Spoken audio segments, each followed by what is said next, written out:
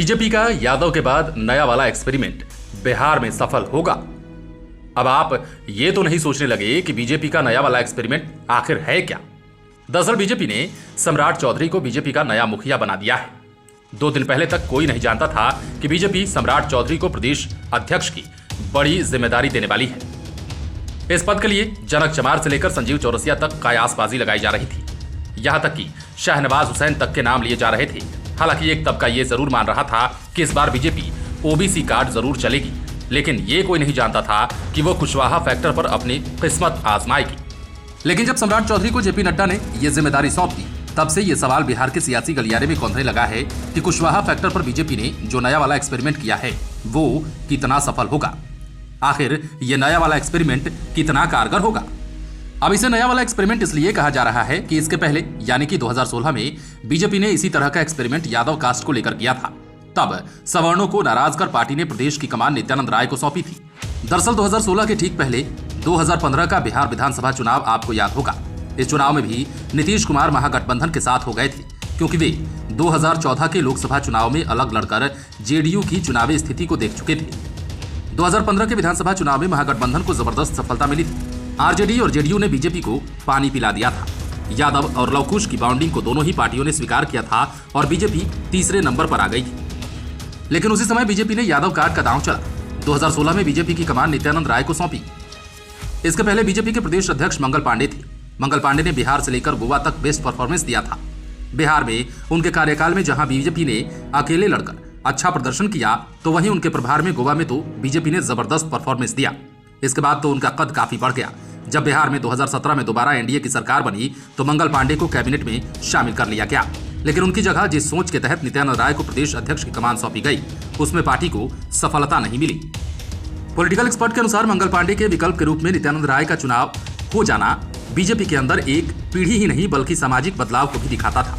सवर्ण की पार्टी कहे जाने वाली बीजेपी से पिछड़ों को जोड़ना नित्यानंद राय की सबसे बड़ी चुनौती थी।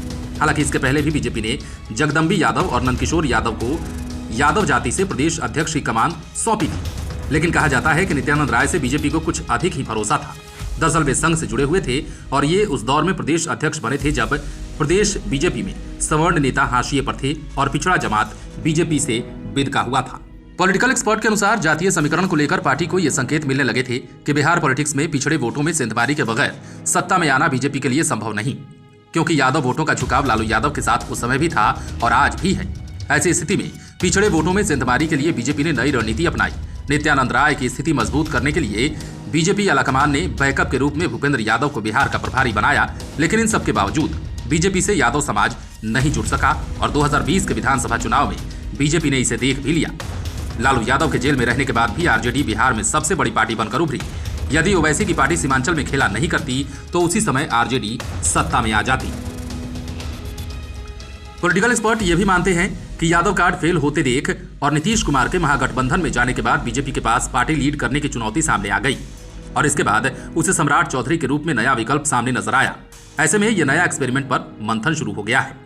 पॉलिटिकल एक्सपर्ट अब इसे अपने चश्मे से देख रहे हैं, लेकिन यदि कुशवाहा समाज को देखा जाए तो इसमें कोई एक नेता नहीं है। इसमें कई नेता अपने को कुशवाहा समाज का कर्णधार मानते हैं और इन सबके बीच उपेंद्र कुशवाहा और सम्राट चौधरी 2 बड़े कद वाले नेता इस समाज में हैं। दरअसल बिहार पॉलिटिक्स में पिछड़े वर्ग में 4 प्रमुख जातियां हैं। इनमें यादव, पासवान के अलावा कुर्मी और कोयरी भी शामिल हैं। कुशवाहा समाज को छोड़कर बाकी 3 जातियों के अपने अपने बड़े नेता हैं, लेकिन इनमें कुशवाहा ही एक ऐसी प्रमुख जाति है जिसकी राजनीति को किसी एक दिशा में अब तक मोड़ा नहीं जा सका है। हालांकि इस जाति में भी राजनीतिक जागरूकता काफी आई है, लेकिन यह भी सच है कि बिहार का लेनिन कहे जाने वाले जगदेव प्रसाद के बाद कोई भी नेता अब तक पूरे कुशवाहा समाज को एकजुट करने वाला नहीं हो पाया है। कुशवाहा समाज के कारण ही बीजेपी ने सम्राट चौधरी पर भरोसा जताया है, लेकिन इससे पहले इस समाज के बाकी नेताओं पर भी आकलन करना जरूरी है। सबसे पहले बात करते हैं संतोष कुमार कुशवाहा की। ये फिलहाल जेडीयू से सांसद हैं और पूर्णिया में इनका वर्चस्व है। खासकर सीमांचल इलाके में कुशवाहा समाज के बीच इनकी अच्छी पकड़ मानी जाती है।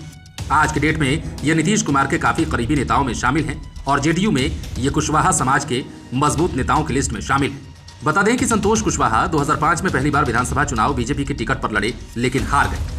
साल 2010 में ये बीजेपी के टिकट पर चुनाव लड़े और 82 से विधायक बने, लेकिन 2014 में जब बीजेपी से नीतीश कुमार अलग हो गए तो संतोष कुशवाहा जेडीयू में आ गए और उस मोदी लहर में भी इन्होंने नीतीश कुमार की सियासी इज्जत बचाने के साथ ही अपना भी कद बढ़ा लिया।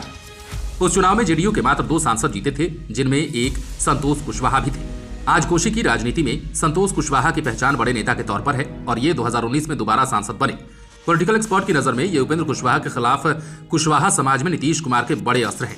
वहीं सीपीआई माले विधायक अजित कुशवाहा भी अपने समाज के उभरते हुए नेताओं में शामिल हैं। वाम दल से जुड़े होने की वजह से ये जमीन से जुड़े मुद्दों को उठाते हैं और जरूरत पड़ने पर अपनी सरकार को भी घेरने में पीछे नहीं हटते।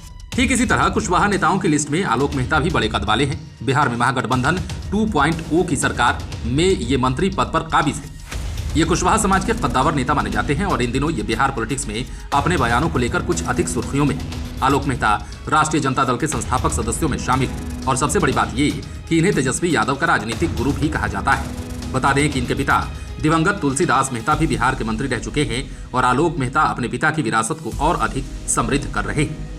पॉलिटिकल एक्सपर्ट भी मानते हैं कि मिथिलांचल में कुशवाहा जाति पर आलोक मेहता की पकड़ अच्छी है और इसे पूरे बिहार में विस्तार दे रहे हैं। ठीक इसी तरह जगदेव प्रसाद के बेटे नागमणि भी कुशवाहा समाज पर एकाधिकार होने का दावा करते हैं और उपेंद्र कुशवाहा और सम्राट चौधरी के बारे में जानते ही हैं।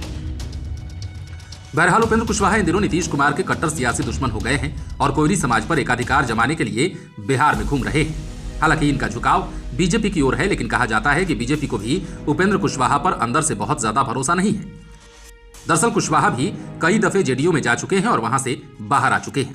यहां तक कि एक बार तो मोदी सरकार में वे मंत्री भी बने हैं और फिर वे एनडीए से बाहर आ गए थे। ऐसे में यदि वे अंतिम समय में कुछ इधर उधर किए तो बीजेपी तो बहुत अधिक लॉस में चली जाएगी। पॉलिटिकल एक्सपर्ट की माने तो बीजेपी हर एंगल से स्ट्रेटजी बनाकर 2024 की ओर अपना कदम बढ़ा रही है और ये सब सोचकर ही बीजेपी ने पहले सम्राट चौधरी को विधान परिषद में नेता प्रतिपक्ष बनाया और अब प्रदेश अध्यक्ष बनाकर दांव लगाया है। इससे उपेंद्र कुशवाहा भी सीटों को लेकर बीजेपी से बहुत अधिक बार्गेनिंग की स्थिति में नहीं रह पाएंगे। ऐसे में अब देखना दिलचस्प होगा कि सम्राट चौधरी पर किए गए बीजेपी का ये एक्सपेरिमेंट कितना कारगर बिहार में साबित होता है। लाइव सिटीज के लिए पटना से राजेश ठाकुर की स्पेशल रिपोर्ट।